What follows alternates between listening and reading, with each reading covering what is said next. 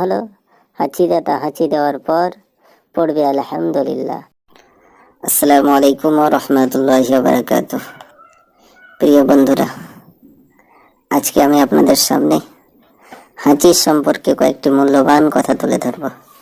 তার আগে প্রিয় বন্ধুদের কাছে আমার আবেদন, যদি চ্যানেলটি সাবস্ক্রাইব করে না থাকেন তাহলে অবশ্যই চ্যানেলটিকে সাবস্ক্রাইব করবেন এবং পাশে থাকা বেল আইকনটিতে ক্লিক করে অল সিলেক্ট করে রাখবেন।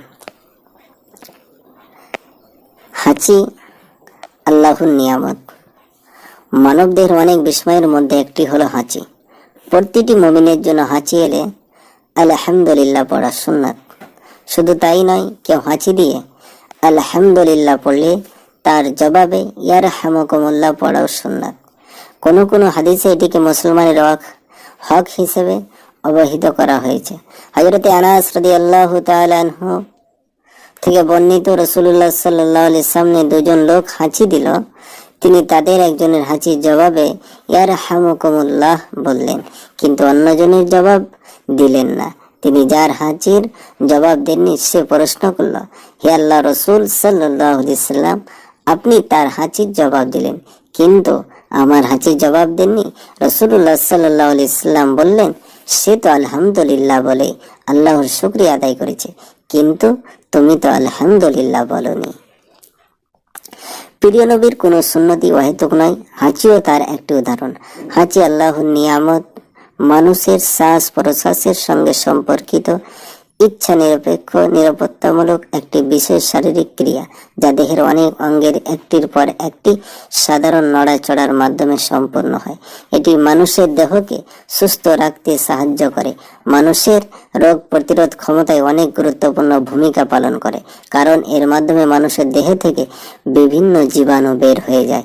সব ধরনের একটি বা দুটি হাঁচি আমাদের দেহের প্রতিরক্ষা ব্যবস্থার একটি ক্রিয়া মাত্র, কিন্তু এর বেশি হলে এটি অসুস্থতাও হতে পারে।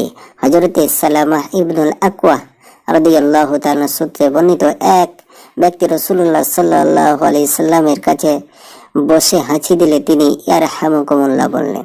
লোকটি আবার হাঁচি দিলে রাসূলুল্লাহ সাল্লাল্লাহু আলাইহি সাল্লাম, লোকটির ঠান্ডা লেগেছে। রাসূলুল্লাহ সাল্লাম বললেন, লোকটির ঠান্ডা লেগেছে। তাই ঘন ঘন হাঁচি এলে চিকিৎসকের পরামর্শ নেওয়া উচিত।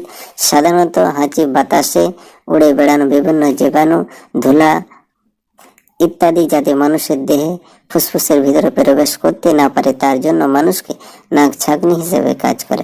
হাঁচি দিলে নাকে জমা থাকা সেই ময়লা উপাদানগুলো পরিষ্কার হয়ে যায়।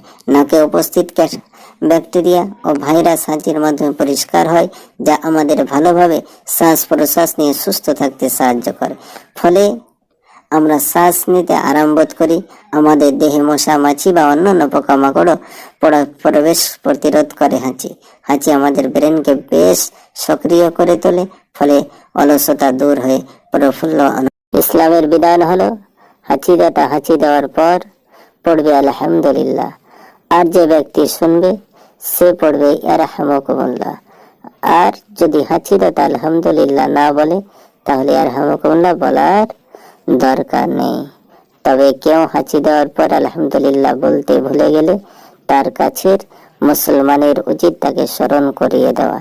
প্রিয় বন্ধুরা, যদি হাঁচি আসে তাহলে আল্লাহ তাআলার শুকরিয়া আদায় করার জন্য আলহামদুলিল্লাহ বলবেন। আর যদি কেউ আলহামদুলিল্লাহ বলে তাহলে আপনি যদি শুনতে পান তাহলে ইয়ারহামুকুমুল্লাহ বলবেন।